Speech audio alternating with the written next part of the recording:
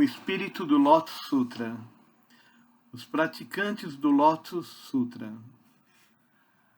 A forma exata como surgiu o Lotus Sutra é uma questão que envolve inúmeros enigmas históricos, pelo menos em nossa fase atual de conhecimento. Isto se deve em grande parte ao fato de que o povo indiano demonstra, costumeiramente, pouco interesse pela compilação e preservação de registros históricos. Mas ainda que pouco talvez seja conhecido sobre sua origem, não pode haver dúvida de que foi e é enorme o número de devotos budistas que se dedicaram e se dedicam ardorosamente à tarefa de compreendê-lo e lhe aplicar os ensinamentos na vida diária. O Lótus é a mais nobre entre todas as exposições do Dharma feitas por Shakyamuni.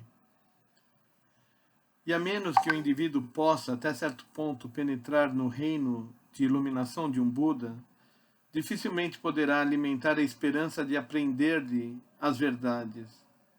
As verdades do Dharma, para sermos exatos, foram expostos para o bem de todos os homens. Ainda assim, não é fácil descobrir a estrada correta que conduz a elas. E o homem deve preparar-se para enfrentar numerosos obstáculos enquanto se dedica a essa tarefa.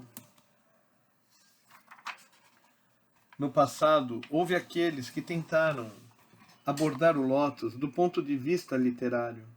Fracassaram, porém, e não conseguiram compreender o significado final do Dharma.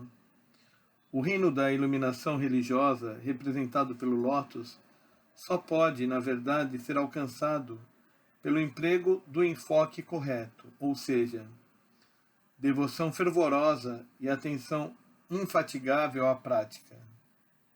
Para começar, constitui uma falácia pensar que métodos de análise literária podem substituí-los.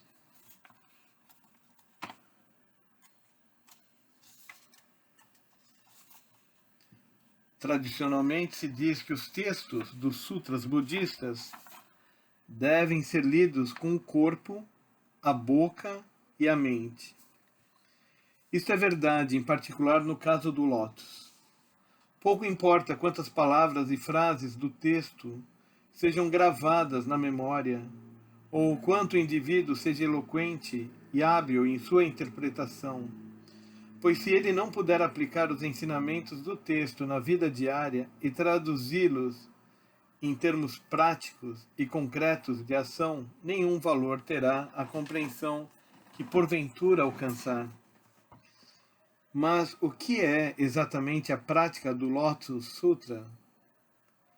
O próprio Sutra define-a em termos de 5 ações: preservação do texto, leitura, recitação em voz alta, exposição e cópia.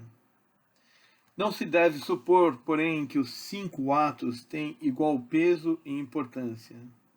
Os 3 primeiros, de preservação, leitura e recitação, dizem respeito ao domínio do texto pelo indivíduo, enquanto os de exposição e extração de cópias refere-se à disseminação do conhecimento do texto.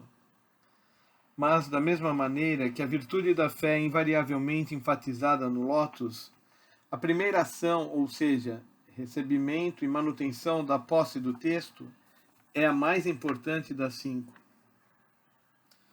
Os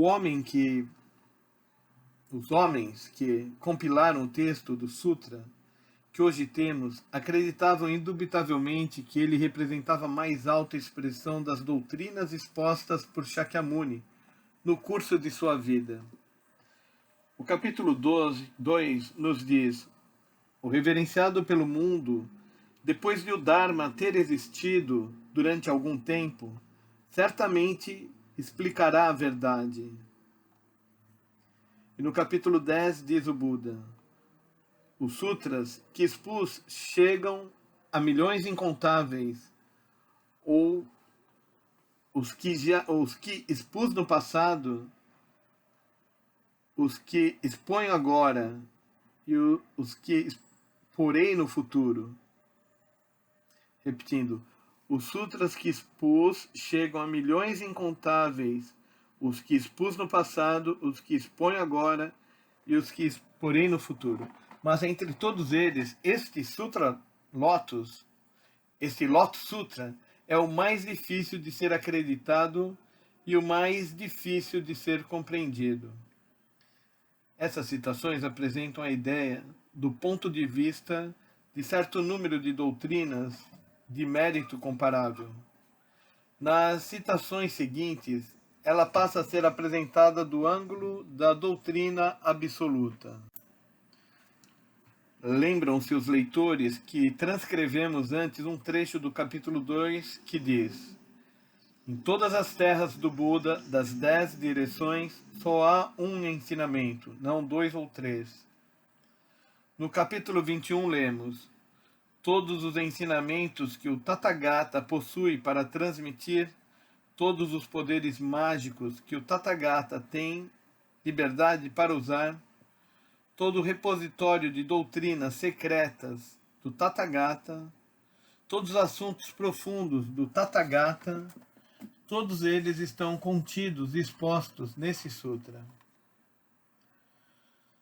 O Lotus Sutra é como um grande oceano, para o qual confluem todos os incontáveis rios e regatos. Um diagrama abrangente da força vital subjacente a todos os seres. Abarca todos os demais sutras e por isso mesmo é supremo, é considerado a mais alta expressão do Dharma.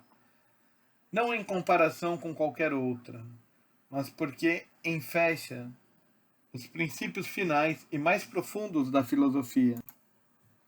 O próprio sutra transborda com esse senso de supremacia em todas as suas partes constituintes.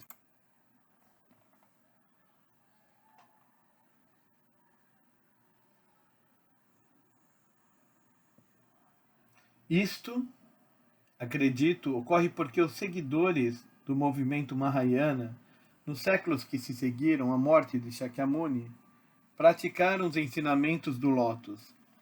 E como resultado dessa prática, vieram a compreender-lhe a supremacia, a provar a si mesmos o fato dessa supremacia. Tinham sido vítimas das acusações dos adeptos da escola Hinayana que diziam que a Mahayana não é o Dharma, e enfrentado outras provações e dificuldades. Lutando contra essas tribulações, haviam submetido à prova, uma após outra, as verdades do Lotus Sutra, os ensinamentos profundos do Buda que herdaram do passado. E seguidores do Lotus, na verdade, experimentaram no corpo o texto do Sutra.